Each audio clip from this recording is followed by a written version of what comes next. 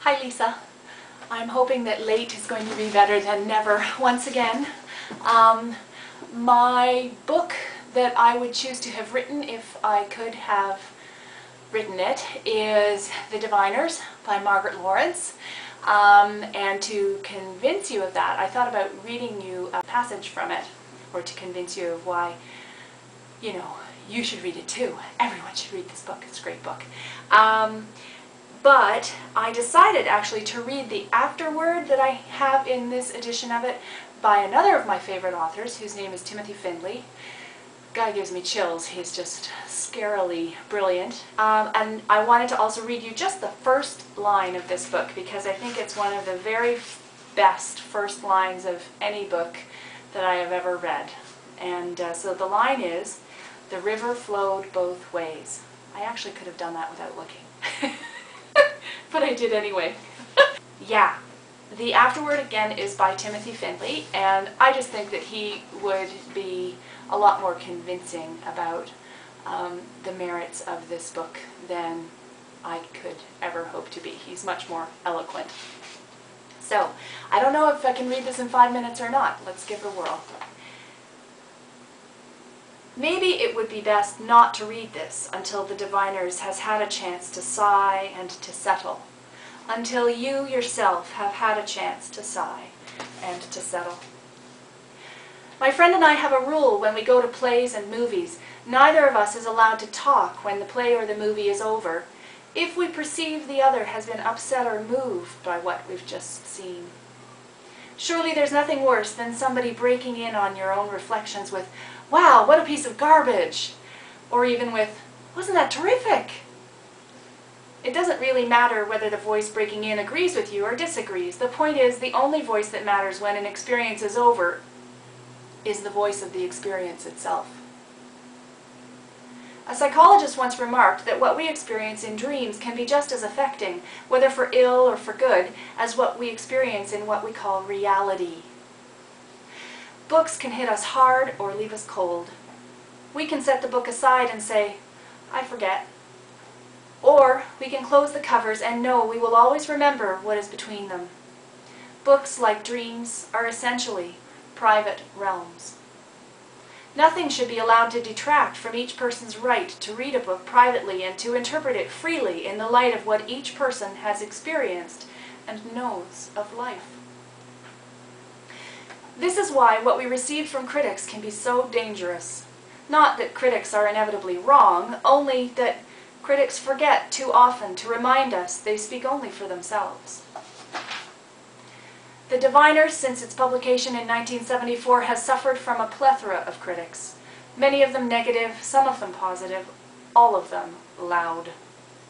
It has been the eye of a storm that has raged off and on from the moment Margaret Laurence wrote its final sentences up to the moment of her death in 1987 and beyond.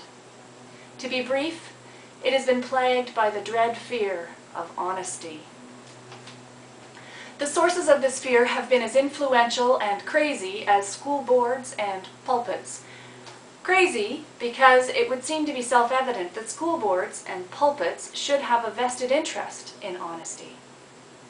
And yet, they have mounted attacks against the Diviners, charging both it and its author with everything from malicious propaganda against the sanctity of the family to undermining the morals of the young, from pornography to blasphemy. Nothing, of course, could be further from the truth. At its worst, the campaign against the Diviners took on the colors of riotous comedy, as when its author was accused of being personally responsible for the current increase in teenage pregnancies. As a consequence of the attacks against the Diviners, few of its readers since 1974 have been able to retire into a quiet place to read it alone. Now, it is achieving the status of a classic, and while there is an obvious rightness in this, it would be a pity if its classification as literature were to prove to be intimidating. Nothing we can read should be less daunting than this book. Yes, it is difficult, but only difficult because it pulls no punches. Difficult isn't daunting anyway. Difficult is exhilarating. I had a teensy interruption. Actually, it was the tall one that interrupted, not the teensy one. Okay. So, where was I? Oh, yes. The only kind of book that daunts, if such a word exists, is a book that lies. A book that clouds or obscures the truth with sentimental claptrap or mind-easing platitudes. Earth and air and fire and water and all that these imply of reality abound in the diviners. The flesh, too, and all it implies of being alive. The people here are whole and imperfect, rampant, afraid, and terrifying. And they ask of life and one another nothing more and nothing less than we would ask if we were written on these pages. Such things cannot be said of every book. In fact, they can rarely be said of any book. We know such books when we find them in our hands because they breathe. Books as seemingly different as 100 Years of Solitude and Madame Bovary, as Lady with a Lapdog and The Moons of Jupiter, all speak of one condition, of being alive, and of the subtle horror we all experience of being trapped in human flesh when what we want and long for is something only the spirit can attain. I know this, and you know this. We all know this at heart. But it takes a Marquez, a Flaubert, a Chekhov, a Monroe, a Laurence to articulate it. Why? Don't ask. Be glad. So that's not the whole afterword. There was more to it, but I'll leave it at that for now. And yeah, I'm pretty sure this is on banned books lists.